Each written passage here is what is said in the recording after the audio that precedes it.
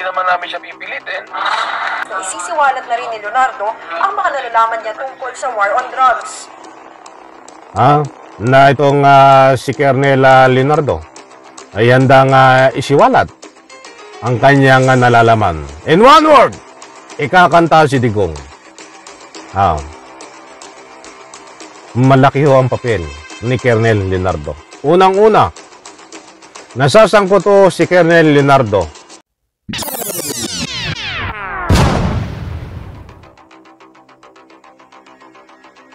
Alright, welcome back to my YouTube channel. I'm Andy's Vlog. Nako, isa-isa na hong nilalaglag si Digong. Mga mahal kong taga-subaybay, dahil itong si Colonel Leonardo ay handa na rin po magsalita, isiwalat ang tunay na nalalaman, nakatotohanan tungkol dito po sa usapin na war on drug na peke. Ang unang nagsalita ho at ang unang nilaglag si Digong na naman kanyang mga tauhan na inutusan noong kapanahonan siya ay nanunungkulan ay itong si ex-Colonel Garma. At susunod ho, ito naman ang kakanta. Nababaligtad na din ho itong si Colonel Leonardo. Napakalaki ho ng papel ni Colonel Leonardo dahil mismo pinatawag ito ni dating Presidente Digong upang utusan kumitil ng buhay na inosente na palabasin na biktima ng war on drugs kapalit ng pera. Ay, may reward money. Kaya noon ho, mga mahal kong taga-subaybay ng kapanahon na ni Digong, masisipag ang mga pulis magtrabaho na humanap po ng papaslangin ng mga inosente. Hindi po lahat ng mga kapulisan. Mayroon pong natitira pa din na matitino. Masisipag noon, panahon ni Duterte, ng mga kapulisan ay humanap na tataniman ng ebidensya. Fabricated to, tanim ebidensya. Upang makatanggap sila ng gantimpala na reward money galing po kay dating Presidente Digong na pinadadaan kay Bongo, sa tauhan ni Bongo, at dadaan din ho sa tauhan ni Colonel Leonardo. At siyempre, ito mismo ang nagpapatupad din, si Colonel Leonardo. Kaya napakalaki ho ng papel dito ni Bongo, Colonel Garma, ex-Colonel Garma, Colonel Leonardo, at siyempre itong senador ngayon, Senador Bato. Dalawang senador yan. Senador Bongo, Senador Bato. Batang bigyan po natin ng highlight, mga mahal kong taga-subaybay, ay itong pagkanta. Ituro muli, ituro si dating Presidente Digong na talagang kalukuhan ang pinaggagawa dito ho sa war on drugs. Kakanta ho itong si Colonel Leonardo. Mga kaibigan, para naman po sa lubos yung pangunawa, inanyayahan ko kayo na kung pwede lang patapusin, panoorin, pakinggan ang vlog na ito nang sa ganun po lubos po nating maintindihan. Heto na, talagang kulungan ang bagsak nito. Isa-isa na hong tumitiwalag, isa-isa na kumakanta itong mga inutusan ni Digong. Nako po, heto. Isang tauhan ni Senator Bongo ang nadadawit at sinasabing may papel sa war on drugs ng Administrasyong Duterte. Siya raw ang nakatoka sa pamamahagi ng pabuya para sa mga makakapatay ng drug suspect. Mga kaibigan na nilalaman, marami ang nilalaman noon ito. At matutuklasan nyo dito sa ibabahagi ko po sa inyo. Kaya importanteng mahalaga, panoorin po natin dito at pakinggan dahil nandito po ang diagram nitong sindikato na ito sa pangunguna ni Digong. Yung mataas na opisyal hanggang sa baba. nandito po ang diagram kung paano gumalaw si Bongo, tauhan ni Bongo, tauhan ni Leonardo, ni Colonel Leonardo at ni Garma. At dito sa bandang gitna ng ating pagtatalakay ay dito po din masisiwalat ang pagkanta ni ex-Colonel Leonardo upang isiwalat ang lahat ng nalalaman. Nako, paktay ka ngayon diyan, Digong. Paano yan? Isa-isa nang kumakanta, ha? Heto. Next, nasa frontline ng balitang yan, si Ria Fernandez. Okay, permit tayo Iimbitahan sa susunod na pagdinig ng House Quad Committee tungkol sa extrajudicial killing si alias Muking. Base sa isinumiteng drug war diagram ni retired police colonel at dating PCSO General Manager Royina Garma, si dating Pangulong Rodrigo Duterte ang nag-utos umano na ipatupad ang Davao model ng drug war sa buong bansa. Si Senator Bongo ang isa sa mga pinagkakatiwalaan niya rito. Ang taong... Maliwanag po mga kaibigan, Little President. Yan noon pa ho yun eh. Yan ang tinatawag na Little President na pinagkakatiwalaan ni dating Presidente Digong sa lahat. Kasama ho dito ang mga kalokohan, katarantaduhan, kagaguhan na pinagagawa sa mga inosenteng tao. At siyempre, na pinagagawa, pinaglaruan ang ating Republika ng Pilipinas. Kuha naman ni Go na si alias Muking sa Presidential Management Staff ang nakatoka sa pamamahagi ng reward money sa mga makapapatay ng mga sangkot sa iligal na droga. Si alias Pedro naman na tauhan umano ni dating CIDG-11 Chief Edelberto Leonardo ang itinalagang mag-deposit ng pera. Pero dadaan muna ito sa kanyang boss na si Leonardo na nangunguna sa task force bago ipamahagi ang pera sa mga ahensyang may kinalaman sa drug war. Tauhan ni Bongo, si alias Muking, sangkot. Iimbitahan ho. Diyan po sa Quad Committee.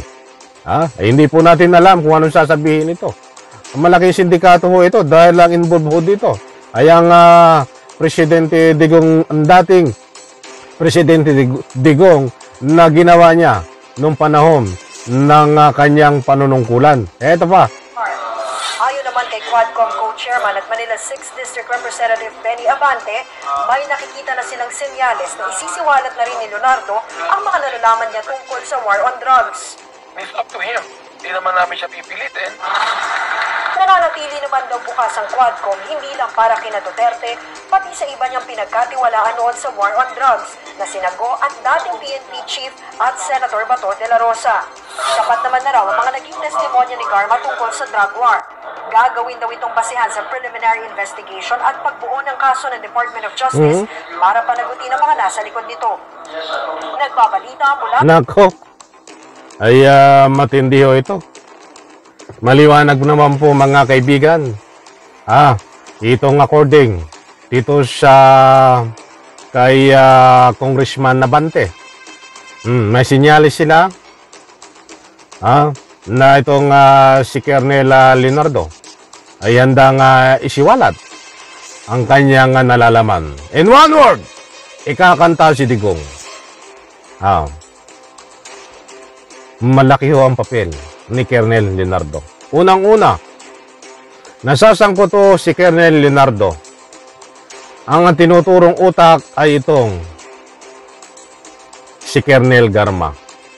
Dito ho sa pagpaslang kay Wesley Barayoga.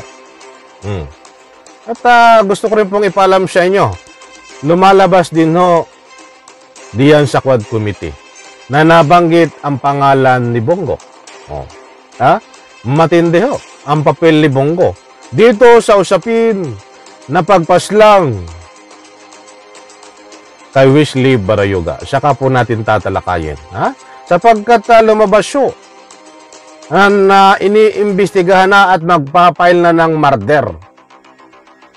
Murder case, Nobel recommendation po yan. Dito sa mga nabanggit na pangalan na sangkot, mga pulis na active ang kakasuhan ho. Kasama itong si ex-Colonel Leonardo at si Garma na lumalabas ho sa investigasyon na si ex-Colonel Garma ang utak. Mga mahal kong taga-subaybay at nababanggit ang pangalang Go. Bata lumabas siya. So sa mga kakasuhan na hindi kasama ang pangalan ni Bongo, hindi po natin alam sa second wave. Dahil hindi naman tinuturong utak dito siya si Bongo. In fairness naman, nasasangkot lang po ang kanyang pangalan dahil kaya nga ho ito ay natingga ang kaso na ito ni General Barayoga, hindi po na-solve dahil mayroong mataas na nakaposisyon noon na pinagtatakpan. Kahit sabihin kay Bongo na ganito, alam na kung sino ang mga sangkot dito, hindi ho pinagtatakpan di umano ni Bongo. Kaya't abangan po natin ito kung ano ang kahihinatnan ng investigasyon at kung makakasuhan ba dito si Senador Bongo. Mga kaibigan, hindi po tayo nagpapakalat ng fake news. Mga mahal kong taga-subaybay, ito ay according diyan po sa nabanggit na investigasyon sa Quad Committee na nadamay at nabanggit ang pangalang Bongo. Kaya nga hindi po ito nasolve ang kaso ni Wesley Barayoga. That's why ngayon lang nagpapail ng kaso. Ilang years po ang nakakaraan. Bibigyan po natin ng complete details yan, mga mahal kong taga-subaybay, sa susunod nating vlog. Batang bigyan po natin ng highlight, mga mahal kong taga-subaybay, ay maliwanag naman na may nakikitang sinyales na babaliktad at isisiwalat ni Colonel Leonardo ang lahat ng kanyang nalalaman tungkol dito sa war on drugs, tungkol dito sa pagpaslang kay Wesley Barayoga. Dahil ang lumalabas dito, mga mahal kong taga-subaybay, na ang tinuturong utak lang ay itong si ex-Colonel Garma. Naniniwala po ba kayo na ang utak sa pagpaslang dito kay Wesley Barayoga ay itong si ex-Colonel Garma? Isang babae na di umano ay napakarami rin pinapaslang sa utos din ng dating Presidente Digong, na yung iba ay biktima ng drug war. Abangan po natin, mga mahal kong taga-subaybay, dahil hindi pa rin nasasabihan ni ex-Colonel Garma kung sino ang nasa likod ng pagpaslang dito kay Wesley Barayoga. Abangan din po natin ang pagkanta ni Colonel Leonardo, kung isisiwalat niya kung sino ang utak sa pagpaslang kay Wesley Barayoga. Ituturo niya ba si dating Presidente Digong? Kung ituturo niya, ay ito lamang si Colonel Garma ang utak sa pagpaslang kay General Barayoga. Patutunayan ba ni Colonel Leonardo ang alegasyon o itinuturo siya na siyang arkitekto na inutusan ni Digong na pumaslang ng mga inusyente sa pamamagitan ng drug war kapalit ng reward money, kapalit ng bayad na pera? Mga kaibigan, kabang-kabang ito dahil napakarami ang katanungan na kailangan sagutin at isiwalat ni ex-Colonel Garma dito sa usapin ng drug on war at siyempre dito sa usapin ng Wesley Barayoga case. Abangan po natin yan, mga kaibigan. Alam kong nabiting kayo. Kabang-abang ito dahil marami pang ikakanta itong si ex-Colonel Garma. At ang tunay na kaabang-abang din ay ang pagkanta din ni Colonel Leonardo. Maraming salamat. Pagpalain po tayo lahat. Sabay-sabay po natin i-like ang video nito. Bye-bye. Palakpakan, isang like po.